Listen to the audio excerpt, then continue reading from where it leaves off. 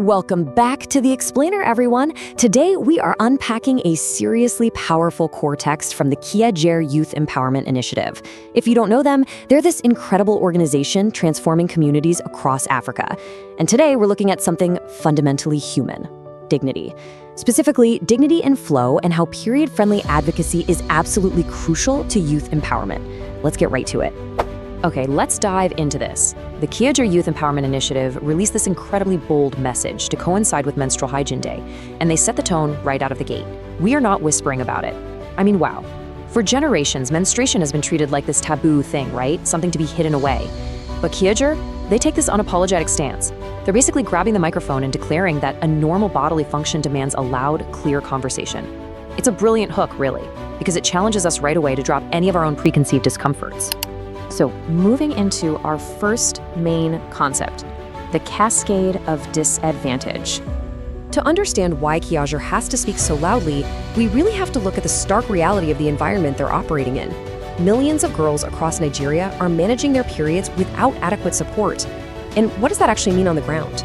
Well, no sanitary pads, no clean facilities, and no open conversation that treats this as a normal biological reality. Just let that sink in for a second. Imagine trying to navigate a monthly cycle without those basic physical tools or even the social support to just talk about it. This is a systemic lack of resources that literally strips away a person's dignity. Let's move to and see how this builds into a really tragic domino effect. Step one is just the physical reality, right? Having no pads or clean facilities. Because of that, we inevitably hit step two. Girls miss school and they fall behind their peers. And then step three, this is perhaps the most heartbreaking part. Missing out on their education because of a natural function makes these girls feel like their bodies are problems. It creates this deep, internalized shame that is just incredibly hard to shake. And this brilliantly illustrates the clash between societal stigma and the actual truth. Stigma tells these young women their bodies are a burden. It's like a heavy weight they have to carry. But Kiajer completely flips that script, framing the biological reality exactly as it should be. Menstruation is normal, it's natural, and it is entirely worthy of proper support. They are actively dismantling the idea that the body is the problem, hitting the nail on the head by identifying that the lack of proper support is the actual issue we need to fix. Which brings us to the next section, a direct message to girls. Having established this huge disconnect, the source text does something so incredibly moving. It pivots to speak directly to the young women most affected. It says, "To every girl watching this, your period does not make you less capable." I mean, that is pure empowerment right there.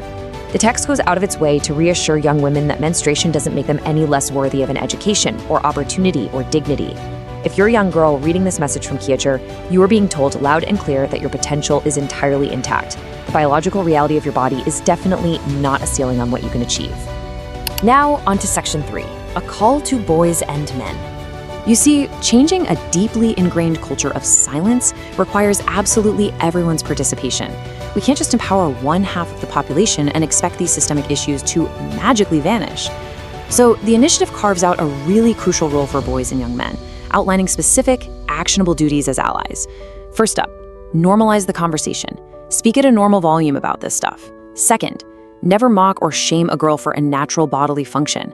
That cuts right to the heart of schoolyard bullying, and it just has to stop. And third, be an active advocate to ensure girls in your community have the physical resources they actually need. It's not enough to just quietly tolerate the conversation anymore. Young men are being directly called upon to help change the culture. Next, we look at Kiajer's tangible impact. Because let's be real, an advocacy campaign is great, but words have to be backed up by action, right? Kiajer doesn't just stop at raising awareness. They are out there doing on-the-ground interventions. They're actively distributing sanitary pads to girl children in underserved communities. They're directly tackling step one of that cascade of disadvantage we talked about earlier. By providing the actual physical products, they are breaking that chain before it even has a chance to start.